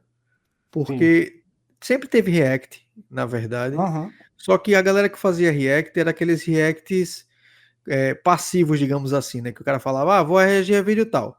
Aí o cara ficava calado, o vídeo começava, terminava, é isso, pessoal, tchau. Aí você ficava, poxa, Que ele reagiu ah, aí? o que é que ele reagiu? Às vezes fazia caras e bocas, mas pô, isso não é isso que eu quero, tá ligado? Quero que alguém comente e tal. Quando eu vi Uhum. do Casimiro, ele comentando, ele pausava e falava, pô, mas isso aqui, não sei o que, eu disse, cara, isso aqui é massa, pô. Porque aí eu comecei a assistir coisa que às vezes não tinha nem interesse. Eu nem gosto de futebol. Às vezes ele tava assistindo um negócio de futebol e comentando, eu disse, pô, que legal ele comentando aqui, a galera falando no chat, participando também. Então, pô, eu vou pegar umas coisas de videogame, né? Que a galera gosta de fazer react mais de polêmica. Uhum. Mas eu vou pegar mais de videogame mesmo, de análise que a galera faz e comentar por cima. Ele fez esse do Renato, do Donkey Kong, Uhum. que ele disse que o Donkey Kong não é. Do Kong 3, né? Ele não gosta do Donkey Kong 3. Eu acho ele bom, mas Eu gosto. ele não gosta, mas assim, cada um, né? Às Eu, vezes en- acaba não gosta. mas assim, Mas eu tipo, quis ver os argumentos dele para justamente comentar, conversar com a galera, que é justamente para dar essa abertura. eu entendi o ponto do Renato ali. E assim, eu não, por mais que eu gosto de Donkey Kong 3, né? Eu tenho umas Aham. boas lembranças com ele. Mas eu acho que não tem como eu não discordar dele no que ele falou ali. O Uhum. Donkey Kong 3, ele realmente, tipo, eu acho que até da maneira como ele foi lançado no final da vida do Super Nintendo, né? Isso. E eu acho que ele tem assim umas escolhas questionáveis também. Eu, por exemplo, eu não gosto do Kid Kong, acho um personagem totalmente dispensável, né? Então, por mais que eu goste, eu acho que eu entendi o ponto do Renato naquele vídeo. Foi. É porque assim, o 3, inclusive a vovozinha lá, a velhinha, ela tá treinando da gente, né? Ela tem um 64 jogando Mario 64. É, então. Enquanto o cara tá aí jogando, tá no Super Nintendo, né? Sim. Esse daqui, eu acho que algumas escolhas foram diferentes, porque, por exemplo, é o que eu sempre menciono, o Donkey Kong 1, a diferença do Kid Kong para o Donkey Kong do primeiro, o macacão eu falo, né? O Donkey Sim. Kong, não tem. Não A tem. diferença é que o Kid praticamente ele tem uma quicada na água meio estranha lá, que é chato de fazer, mas é só isso. Só que o Donkey Kong 1, ele, se você jogar assim, prestando atenção, você vai ver que o Diddy não é tão bom. Porque tem muito daquele inimigo que é um cara fortão, marombado, que Uhum. só ele resolve. E tem muita parte que não tem um barril pro Kid se virar. Ele tem que pular por cima, no meio de espinho e perigo. E eu acho que o inimigo mais chato do jogo é um tatu. Porque o Uhum. Donkey Kong, se ele pular em cima, ele mata. O Kid, se ele pular, ele não mata Ele. e ele é jogado um pouco para trás. Sim. Aí tem muita parte que o bexiga do tatu tá perto de buraco. Aí se você tiver com o Diddy, você vai morrer. Tá ligado? Aí o Donkey Kong parece que é bom, né? O jogo fez para isso. No do 3 não tem mais isso. E também o cara tá acostumado com o Diddy Kong, né? Sem falar que a Dixie é um monstro. Sim. Aí comparar qualquer pessoa com a Dixie, eu quando tinha o Donkey Kong 2, a minha versão era piratinha lá, eu mal jogava com o Diddy. O Diddy é legal e tal, mas era como se fosse assim, eita droga, perdi a Dixie, eu vou ter que jogar com o Diddy. Era o que eu fazia. Porque ela é absurdo tanto para quem tá começando, né? Porque ela tem aquela colher de chá do voo dela consertar o pulo errado que você faz, como o alcance dela é absurdo por causa do cabelo, e fica bem mais fácil o jogo jogando com ela. Né? O Sim. Didi ele é melhor para speedrunner, que ele é um pouco mais rápido, só que é uma jogabilidade mais. Você tem que estar acertando a plataforma direitinho, não pode errar. Eu gosto de jogar com personagens rápidos, né? Então, Uhum. tipo, por causa disso eu acho o 2 o melhor dos três, porque Sim, sim, tanto um sim, como o sim. outro é rápido ali. E o level design também, que é muito importante, porque o Uhum. 2, apesar que tem muita gente que acha ele bem difícil, ele é o que tem o melhor level design, ele é o level design para você correr, Provavelmente. porque o 3 ele tem uma gracinha que alguém fez, que é assim, o 2 por exemplo, se você entrar num barril daqueles que ejeta você para cima, aí você vai pulando de barril em barril, sendo ejetado, né? Se aparecer uma abelha, a abelha fica zanzando de um lado para o outro. Assim que você entrou no barril, se você segurar para a direita, você já passa da abelha e vai-se embora. Porque ela tá num padrão que você consegue pular para outro barril. Uhum. Já no Donkey Kong 3, sempre que aparece uma abelha, você tem que esperar ela ficar no padrão bom. Aí quando você Ah, tá sim. acostumado com dois, você vai com tudo e perde o macaco, você fica, pô, o que foi que eu fiz de errado? Aí você tem que esperar. Para um jogo que você tem que ir rápido, você esperar, o cara não quer. Aí tem. Pronto, no Donkey Kong 3, eu treinei e terminei fechando ele. Mas num tempo que tava só na minha memória, eu lembrava que tinha. Que eu ficava, cara, tem um monte de fase com uma serra. Que passava assim, uma serra de baixo para cima, né? Nas Eu árvores. sei. E eu ficava, caramba, é muita fase. Eu fui descobrir, só tem uma fase. Só que o cara morre tanto e traumatiza tanto que aquela uma, ela marca. Que nem Mas o que a. eu. Eu lembrava da fase da cordinha que ia pegando fogo. Sim, a fase da cordinha. Pronto, essa fase da cordinha, eu chutaria que só tem uma também. Só tem uma. As fases diferentes costuma só tem uma, assim, a do foguete só tem uma, a do Uhum. raio só tem uma. É interessante isso. Eu acho que uma coisa que atrapalha também, isso aí eu acho que é a pior coisa do Donkey Kong 3, é o elefante, que é Ah, sim. elefante, na verdade. Porque tirou o Rumby, que o Rumby Uhum. assim, é um rinoceronte, mas a gente chama de um cavalo, é um cavalo, porque o bicho, se você pular no inimigo, você mata, mesmo se o inimigo tiver espinho. Se você encostar de lado, mata porque ele dá chifrada. Se o inimigo cair no chifre dele, mata também. Então ele mata tudo que é jeito. O Sim. elefante você só mata se você pular em cima. Se o bicho tiver espinho, você toma dano. E se for um rato, ele tem medo. Aí você fica, oxe, tá ligado? Aí esse daí eu acho que foi a parte que começou a quebrar o jogo um pouquinho no meio. Mas eu acho muito bom a parte de exploração, assim, do Uhum. mapa lá que você vai e Eu descobre adoro. aquelas cavernas. E você conversando com aqueles ursos, né? Para trocar os itens. Esse negócio eu acho que no 1 e no 2 não tem e faz um pouquinho de falta. Mas o 3 é praticamente pode-se dizer, um mundo aberto para aquela época, dadas as suas limitações. É, não, verdade, verdade. Ele é meio que um mundo aberto daquela época mesmo. E tem a parte até pra você zerar é mais puxada, porque pra você descobrir onde tem todos os passarinhos, Uhum. fazer todos os itens pra trocar, porque tem parte escondida e tal, é mais difícil. Jogando ele mais recentemente, eu percebi que uma coisa que ele não tem tanto é aquele lance de você quebrar paredes com barril, essas coisas, para poder achar passagem secreta. Sim, não, passagem secreta assim, quebrando coisa é um pouco mais difícil mesmo. É mais uma passagem que não dá pra ver, ou então é, algo pra subir muito pra cima que você não enxerga, se você não estiver prestando atenção, você não enxerga. Uhum. Que aí ou você tem que ir com a aranha, ou pega um personagem e joga o outro quase sem ver, aí consegue alcançar. Sim, Então são coisas que mais chatinhas de descobrir também. Você dá verdade. um tiro no nada também, às vezes cai num buraco que lá embaixo tem um barril. Aí você não Uhum. vai adivinhar normal. O DK3, eu. Assim, tipo, é como você falou, ele tem as suas limitações, mas eu gosto daquele joguinho, cara. Eu tenho boas lembranças jogando ele, alugando Eu ele. gosto, eu gosto também. Dos três, eu gosto dos três. Uhum. Só que pra mim, se fosse ordem, seria 2, 3, 1. O 1 é o que eu menos curto, assim, rejogar.